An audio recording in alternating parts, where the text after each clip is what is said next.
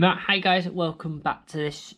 I say welcome back. Welcome to this layout. Now, I recently posted this little layout on Instagram, asking if anyone wants to see more of it, and well, at least one person did. So this is separate from Mancbuses. Even though it'll go on its channel, it is separate. This is something I do as one of the owners as a side thing. When I spot deals or whatever, I will pick up odd cheap things. And there's a model shop in Bury called Local Shed, which is more Whitefield, where I get a lot of my stuff from. But also there's one in Ashton. There's not a lot in the one in Ashton. Railway like, but he's very good, and if I remember rightly, he didn't recognise me, but I remember he's got a crackingly large layout downstairs in the basement of the shop. So this is very roughly set up to what I'm going to be aiming for in the future, essentially.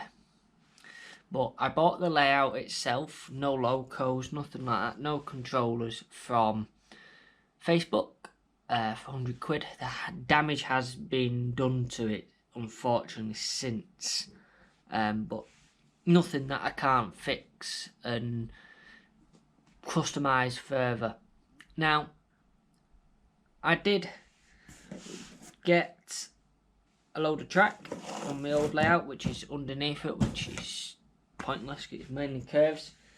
We do have a little bit of a runoff just behind the tunnel. So just behind the tunnel, there's a bit of a runoff there. But the collection of stuff started off with Hatton's in Liverpool, where I got this little loco from. It's only DC this, so I can't do anything too fancy with it at the moment. It's wired up for DCC, but so does DC, so the track feed's right in the back corner. I will be changing that soon. Got a lot of fluff on there. So I started off with that little Airfix model there. So that is an Airfix one. And then I started off with the other things which are here. Roll them down. I'll get the other stuff from here. So it was started off with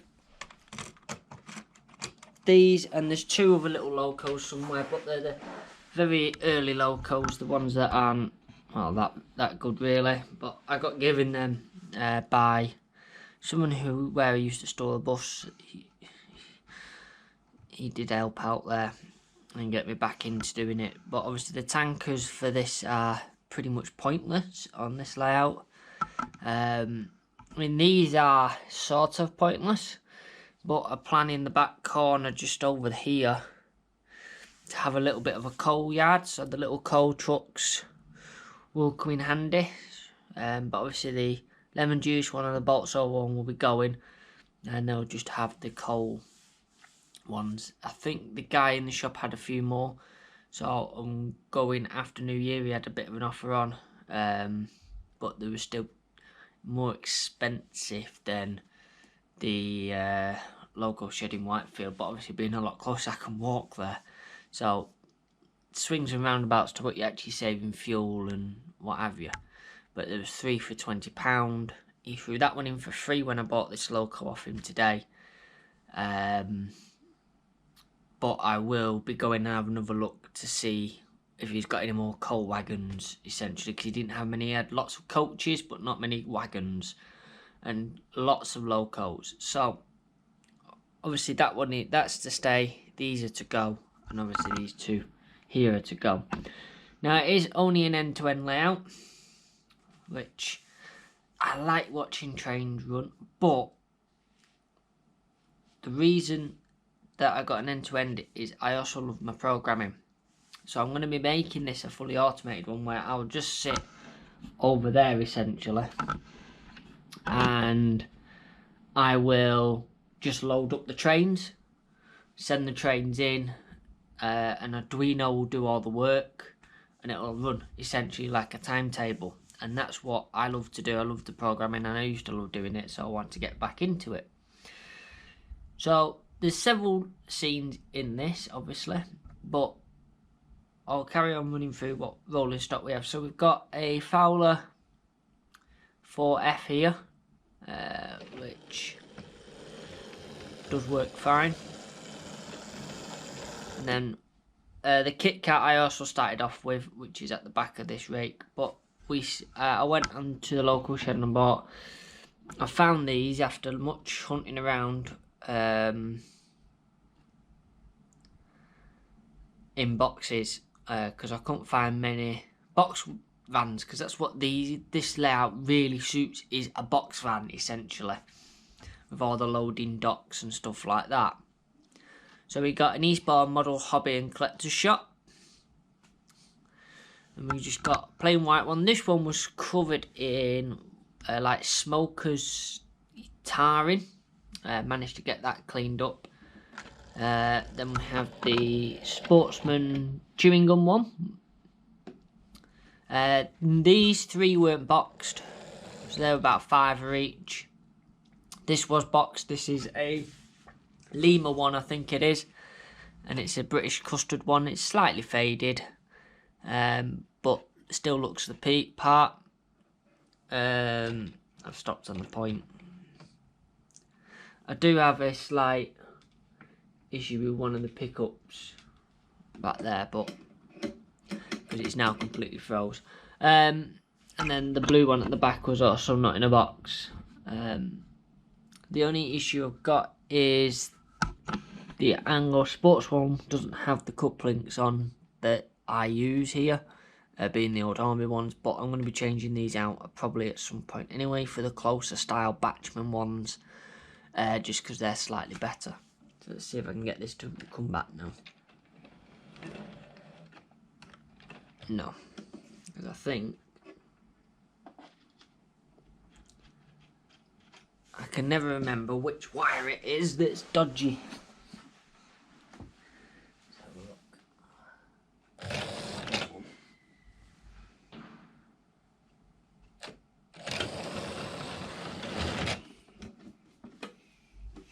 There we go. I've just picked up a soldering iron. So there is a bit of a odd mix on the layout at the moment of rolling stock and stuff, but you know, I'm one of these that if I see it I buy it. The other things I picked up from there, which I just put them out of the way. At that point, move that knacker tripod.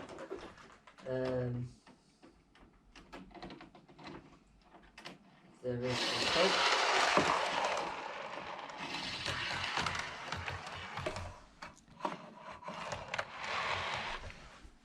So we have a brake coach, just one coach literally for this, because I was going to run like something like a 101 DMU, but I thought just for like maybe like the workers class sort of thing, then we can have the engine just bring one coach in, and then it can be shunted up into this side in here where that other loco was. We also have, now I spotted this on the shelf, and even though it's a bit big for the layout, I loved it, so I got it. It cost me £12.50. It's got a few details inside. It's a very nice model, and I'm one of these that even if it doesn't fit, I'll buy it and I'll make it fit somewhere. With the exception to a breakdown crane which is out there, and I can't bring that in because it doesn't fit under the tunnel. It fits under the tunnel, but the back of the tunnel's dropped, so I need to fix that. Or get rid of it. Now, as far as fiddle yard goes, I want to reverse plate, and that's going to be a lot of work. I'm hoping Sean will help me with that one. See, on here I've got a little bit of filling in to do here to make it right. There is a clearance issue here, but again, nothing that can't be solved. We can make that work. There's a clearance issue when that train comes in with this worker here, he decapitates him every time. As you can see, there's a bit of damage already done. If I move those back up into there, you can see we have some nice little scenes which you can park the vans outside of. You have a bit of a shunting thing going on. Back here is where I'm going to put the little bit of a coal storage area, probably in that gap there.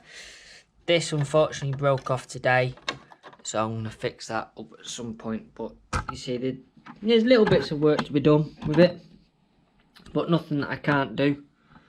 And I'm going to try and get back into this, but obviously the bus and work, Mancbuses, his company, comes first, and this is just a hobby, a sad thing that I like to have about, but I'm trying to get as much use out of it as I can before my little baby girl comes, because I've got a feeling all of a sudden I'm not going to have much time to do anything at that point. So yeah, so it all does work. Put that there like that. There like that.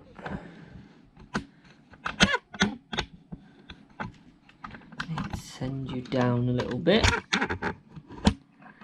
you don't really get much more.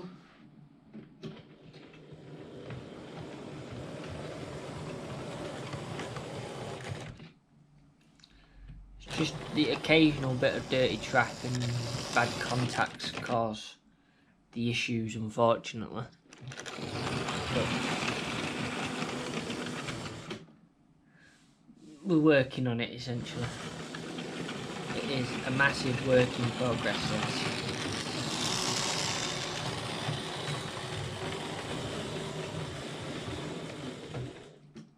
But the whole plan is that I can now, I've made the little bit of board to run a little bit more track on. I've now got an actual head shunt where I can actually play about and shunt. I'm not too sure how I'm going to do the coding, because obviously with the analog system, oh yeah, those that are wondering its power, this is being run by a clipper. Now I had a clipper when I was 11, and it was the first one my dad bought me. So yeah, I got a clipper back.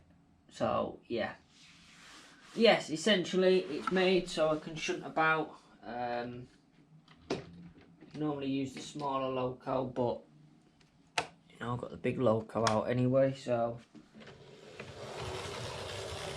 But this is probably the biggest of loco I'd want to run on here. I don't think you could get anything really any bigger.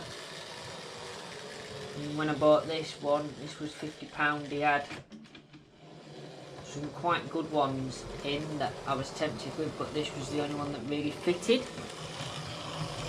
Obviously being a freight layout, it has to be a freight sort of style loco, and this is what he had, and this is what I bought. I didn't do bad considering I didn't go in to buy a loco. And then I can unhook that one from there. And then remember that it's back to front at the moment on here.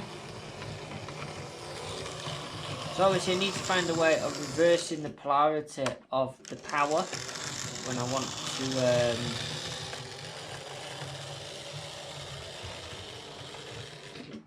go backwards and what have you. It is a tender driven unit. Just put these onto, I'll put them on there for a minute because I'm going to have to run the loco off first.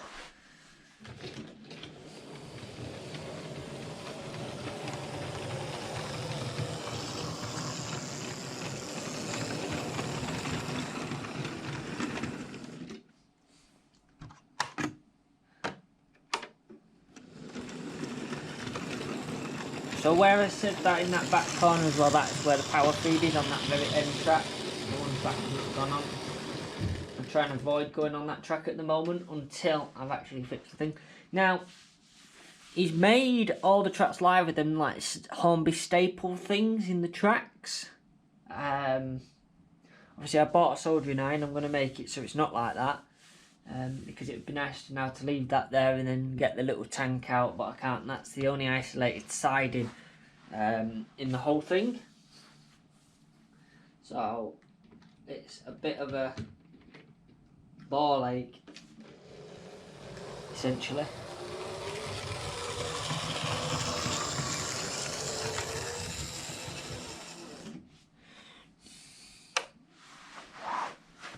But I will be finding somehow, I might be asking Sean help to motorise all the points, because obviously normally you do it as you're building the layout, but obviously I didn't build the layout and I want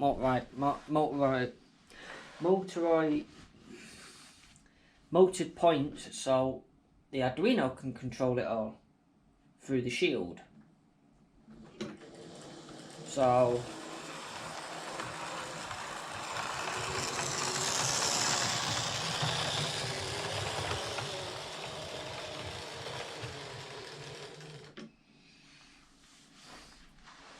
then let's just unhook that from there.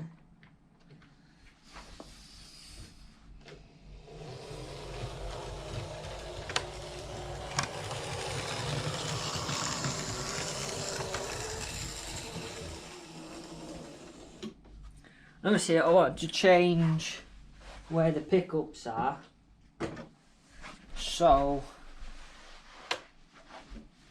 it's a bit better. This one doesn't run as well, but the siding's not the best either that it was in.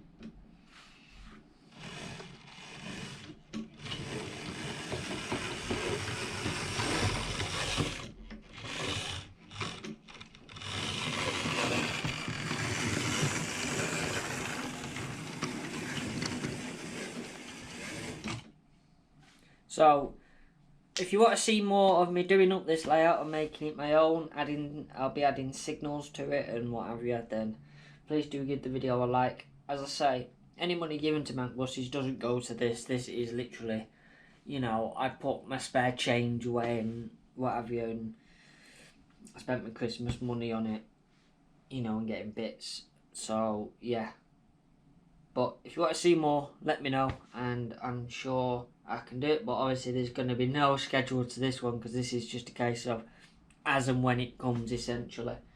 But I'd like to thank you for watching and supporting Mancbuses in the bus preservation, and we'll see you in the new year. If this isn't already published in the new year, I might be doing it as a filler. So yeah, thank you so much and we'll see you later. Bye.